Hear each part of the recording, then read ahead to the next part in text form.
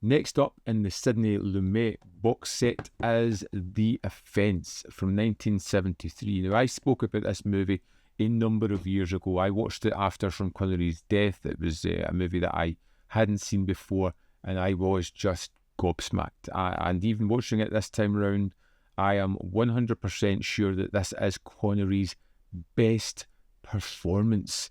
It is ugly. It is horrid. It is a character who is deeply broken and frayed by the world around about him, and he delivers a powerhouse of a performance. Help, help. Endless bloody bleating like a sheep with a 6-inch spike stuck up it. I don't need your help or anyone's help. This movie kind of breaks the narrative storytelling. At the start of it, we know something has happened. We know that Connery's been involved with it. He plays the character of Johnson, Detective Sergeant Johnson, and then we kind of flash back to the disappearance of a young girl. There seems to have been a serial attacker, someone raping and assaulting young women, and Connery is the lead detective, kind of hunting down, trying to find the girl, trying to find what's going on, and the attacker. You kind of get the idea of community torn apart with this hardened man who's shaking down everything that he can, who's getting pressure from his aboves to kind of figure out what's going on, who finds the girl in a sequence which is just shocking. You know, he sees the worst of society, and you can't go through life seeing that and not being affected. And they pick up someone who they think could maybe help them with their investigation. There's no real evidence.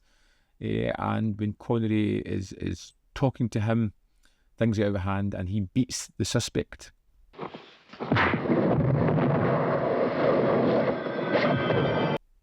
And things kind of go from there.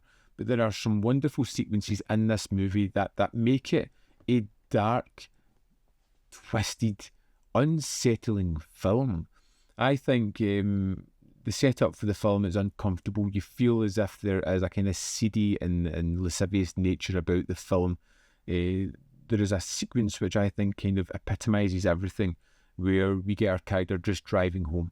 He's driving home after he's done something that he shouldn't have done, that kind of released some of the stress, the pent-up aggression that he had within him, and he envisages all the horrible things that he's seen, and he gets home to his wife, and his home life, and this is the first time we've seen it, isn't any better, and it isn't better because of him, because of this aggressive and horribly twisted nature that he has, because of the stress that he's under, because of the things that he's seen.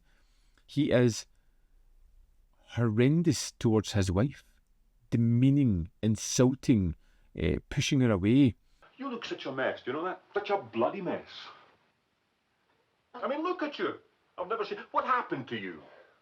She just wants to help, somehow help, and he starts to describe some of the things he's seen, some of the things he's done, and it becomes a mesmeric performance as he is lost in the twisted reality of horrible humanity.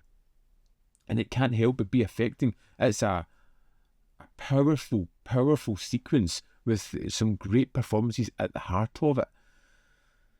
But there is more to it as well. There is the playfulness of the interview later on, and I say playfulness in not a fun way, but as in the conversation that goes on, because we kind of flash back later on to the conversation between Ian Bannon, who plays Kenneth Baxter, and Detective Johnson, and the to and fro that they have. Now, Ian Bannon is such a great performance in this role, because we never know whether this character is guilty of anything other than being in the wrong place at the wrong time. But this is a conversation between two men that gets deeply out of hand as they are under some severe psychological warfare. And Kenneth Baxter, this twisted character, is playing with Johnson, who is teasing him, who you get the feeling has been bullied and berated his whole life, and knows how to kind of twist and push the buttons of the bully now. What am I laughing at? You're pathetic! I'll pull your head off your shoulders. it plays out in such a horrific manner as you see two men kind of pushed to the limit, trying to antagonise one another, and it's horrific and captivating. The Offence is one of those movies that it will ruin your day. It's just, there's nothing about it. There's nothing redeeming within the story whatsoever. You're seeing the worst in human nature play out as people just break, as people are at their lowest, as the worst things that people can do to each other are broadly played out and set in front of us. But it's masterfully put together. That broken narrative is wonderful in the way it allows us into what is going on with the people. The way we kind of jump back and forth from that interrogation sequence, playing it out at the end, even though it really fits at the middle of the story, it allows us to fully understand what's going on in Johnson's life, why he's suddenly got to this point where he needs to find the person responsible. He needs to stop what's going on. He needs a conclusion. He needs to know that this is over. But his needs outweigh the practicalities of the situation. Connery is phenomenal in this role, and he's aided by some of the actors round about him. All of the actors do really terrific work, but Connery is front and centre, and he is a powerhouse. Very different than anything else that he did. It's the kind of performance that pinnacle of a career. You know, I feel it 100%. It may not be my favourite Sean Connery movie, but it is the best he's ever been. The Offence is an absolutely tremendous film. And this disc, thankfully, has a good few extras on it. So let's dive in and have a look at it. Here we are in the disc for The Offence. Let's go to the special features. First up, we have an audio commentary with film historians Lee Pfeiffer, Tony Latino, and Paul Scrabble. Next up, we have Sidney Lumet, Childhood Elegy, a video essay by film historian Howard S. Berger. This runs at 57 minutes 12 seconds, and although it starts fairly strong, giving you some information about Lumet, it quickly descends into a trailer reel, just showing you clip after clip, trailer after trailer of Lumet's films, which is fine. It's just not what I was expecting, and would have preferred more information on the man himself. After that, we have a bunch of interviews with the second assistant director, the composer, stage director, assistant art director, costume designer, sound mixer.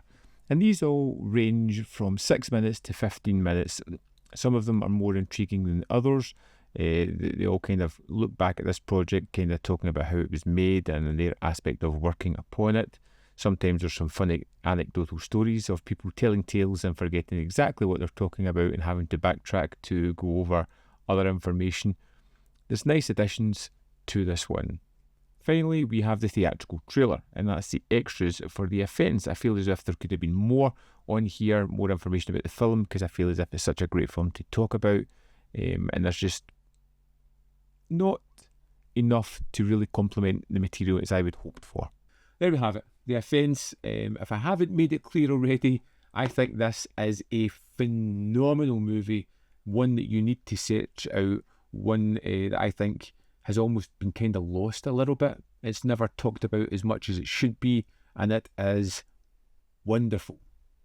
Not wonderful as in it's going to make you feel good, but just a wonderful movie full of great performances, terrific editing, and just, a story that will never leave you once you see it. I'd love to hear your thoughts on The Offence. Let me know in the comment box below whether you echo my thoughts, whether you think it's not great, whether you love it, hate it, whatever. I want to hear everybody's opinion, not just mine on this one. So please drop me a comment in the comment box below. As always, there is more content up here. You can see more of my stuff. In the description box below are links to the Patreon membership program and manfifilm.com. Always in which you can support. Thanks for watching, and I'll see you next time.